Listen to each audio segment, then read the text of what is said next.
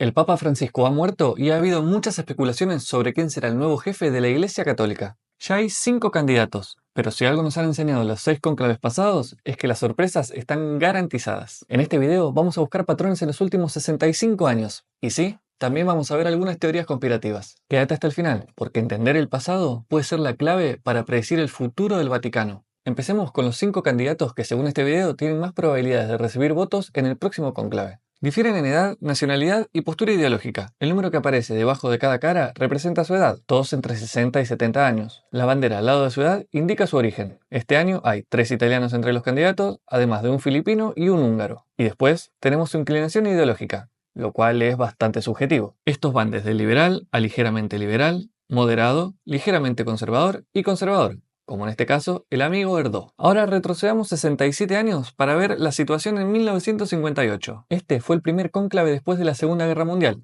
y se dio tras la muerte del Papa Pío XII. Antes de convertirse en Papa, Pío XII había pasado la mayor parte de su carrera como diplomático, llegando a ser secretario de Estado del Vaticano y luego Papa. Generalmente, estos tienden a destacar en una de dos áreas: ser diplomáticos fuertes, es decir, buenos líderes globales y representantes de la Iglesia en el mundo, o ser pastores fuertes centrados en cuidar a la Iglesia desde adentro. Cuando un papa suele inclinarse fuertemente hacia uno de los lados, su sucesor suele ser elegido por su fortaleza del otro lado, para mantener un cierto equilibrio. Dado que Pío XII había sido un papa muy diplomático, el cónclave de 1958 se centró en elegir a un papa más pastoral. El principal candidato liberal en ese momento era el cardenal Lercaro, de 67 años, arzobispo de Bolonia, pero la mayoría lo consideraba demasiado liberal. Por otro lado, el principal candidato conservador era el cardenal Siri, de 52 años, arzobispo de Génova, pero se pensaba que era demasiado joven, especialmente considerando que el papa anterior había reinado casi 20 años, un periodo largo para un papa, y generalmente la iglesia no suele querer dos papas con reinados largos consecutivos. Debido a estos factores, ni Lercaro ni Siri lograron suficiente apoyo en las primeras rondas de votación, y así la atención se desplazó hacia candidatos más moderados. Uno de ellos fue el cardenal Agashanian, aunque elegirlo habría sido altamente inusual, ya que no pertenecía a la iglesia latina principal porque era el patriarca de Cilicia, o sea, jefe de la iglesia católica armenia. Cabe declarar que para este momento hacía más de 400 años que no se elegía un papa no italiano, y más de 1000 que había sido elegido uno fuera de Europa Occidental, por lo que elegir a Agashanian habría sido un movimiento peculiar, digamos. La otra opción moderada era el cardenal Roncalli, patriarca de Venecia. Era ya mayor, lo que significaba que probablemente no sería papa por mucho tiempo. Eventualmente la balanza se inclinó hacia su lado y logró superar la marca de 2/3, momento en el que se declara un ganador. Así, Roncalli se convirtió en el Papa Juan XXIII, conocido a posteriori como el Papa Bueno, tan bueno como vos si me seguís ahora mismo. Aunque reinó menos de 5 años, su papado resultó ser muy trascendental, ya que él fue quien inició el Concilio Vaticano II, el que buscaba modernizar la Iglesia Católica. Pero hay un último punto a destacar sobre el cónclave de 1958. Mucho tiempo después, en la década de 1980, surgió una teoría conspirativa sobre esta elección papal. Hasta el día de hoy, algunos católicos muy conservadores creen que el cardenal Siri en realidad fue elegido entre las primeras rondas, pero fue fuertemente presionado para rechazar el cargo. Por lo tanto, creen que todos los papas desde 1958 han sido ilegítimos, y a este grupo se les llama sedevacantistas, del latín sede vacante, que significa la silla está vacía. A esta teoría contribuyó el hecho que a principios del cónclave el humo de la chimenea de la Capilla Sixtina pareció ser blanco por un momento, lo que indicaría que se había elegido un papa, pero luego cambió a negro, señalando que la votación continuaría. La explicación oficial fue que los que prendieron el fuego tuvieron problemas para manejar la paja mojada que se solía utilizar para prender el humo negro. Hoy en día se utilizan ciertos productos químicos para evitar este tipo de problemitas, como vimos en el video anterior que se los dejo por ahí arriba o abajo. En el cónclave de 1963, los principales candidatos eran prácticamente los mismos que 5 años antes, con la obvia obsesión de Roncalli que ella había tocado el arpa.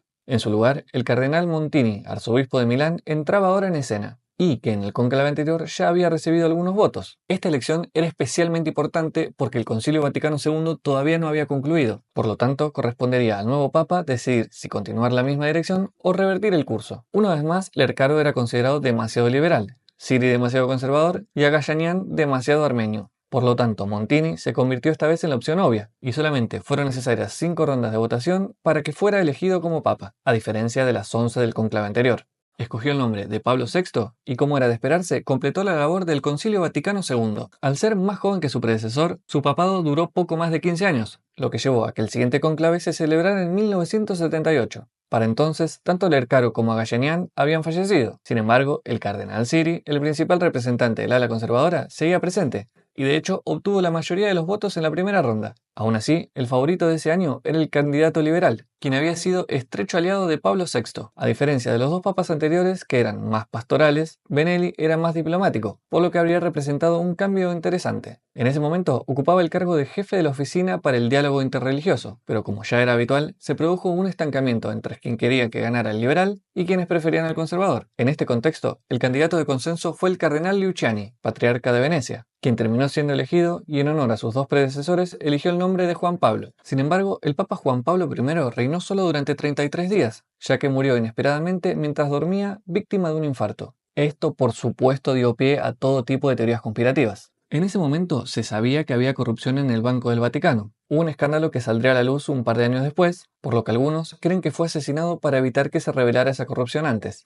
Otra teoría señala que habría sido eliminado por sectores liberales, ya que supuestamente tenía la intención de restablecer la misa tradicional en latín, que había sido reemplazada tras el Concilio Vaticano II por servicios en lenguas locales. Así que, aunque ya se había celebrado un cónclave en agosto de 1978, fue necesario un segundo en octubre de ese mismo año. El principal candidato del ala liberal era el cardenal Benelli, arzobispo de Florencia, aunque bastante moderado. Por lo tanto, la elección se reducía principalmente a Benelli y Siri, quien ahora tenía su cuarta oportunidad de ser elegido. Pero como ya habíamos visto antes, se produjo un nuevo bloqueo entre ambos bandos, lo que llevó a la necesidad de encontrar un candidato de consenso. Este resultó ser el cardenal Wojtyła, un hombre bastante joven y de tendencia conservadora originario de Polonia. Escogió el nombre de Juan Pablo como su predecesor y así se convirtió en el Papa Juan Pablo II. Juan Pablo II fue el primer papa no italiano en 455 años, y como comenzó su papado a los 58 años y vivió hasta los 84, terminó teniendo un pontificado muy largo, alrededor de 26 años y medio, el segundo más largo de la historia,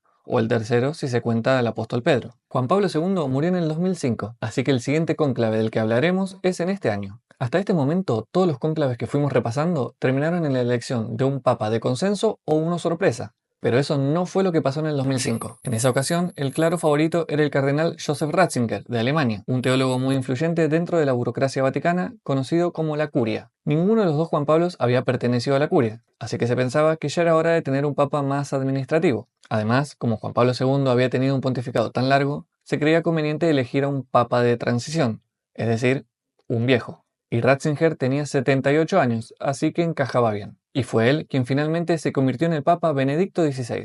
Si el pontificado de Juan Pablo II no hubiera sido tan largo, el cardenal Martini, de tendencia más progresista, podría haber sido elegido en su lugar, pero para el 2005 ya sufría Parkinson, lo que probablemente afectó sus posibilidades. El cardenal que recibió la segunda mayor cantidad de votos fue Jorge Bergoglio de Argentina. Lo más notable del siguiente cónclave, el del 2013, fue que no se debió a la muerte de un papa. De los 265 papas hasta el momento, solo 5 habían renunciado de forma definitiva. Benedicto XVI fue el sexto en hacerlo, y el primero en casi 600 años. Su renuncia fue por motivos de salud, aunque también hubo varias teorías de conspiración que salieron después. Pero ¿quiénes eran los principales candidatos en ese 2013? Se mencionaron muchos nombres en los medios, como el cardenal Schönborn de Austria y el cardenal Turkson de Ghana, que habría sido el primer papa negro de la historia conocida. Pero al fin, los tres que recibieron más votos fueron los dos conservadores, el cardenal Hulé de Canadá y el cardenal Scola de Italia, y un liberal, el cardenal Bergoglio de Argentina, que ya había quedado en segundo lugar la vez anterior. Generalmente, los candidatos que han fracasado en elecciones anteriores rara vez son elegidos en su segunda oportunidad, así que nadie esperaba realmente que Bergoglio ganara, pero lo hizo y se convirtió en el Papa Francisco, el primero en usar ese nombre.